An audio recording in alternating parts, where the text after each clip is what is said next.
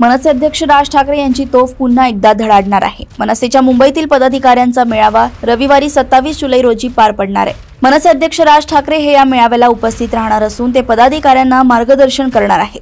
मांद्रे येथील रंगशारदा सभागृहात सायंकाळी 5 वाजता या मेळाव्याचे आयोजन करण्यात आले।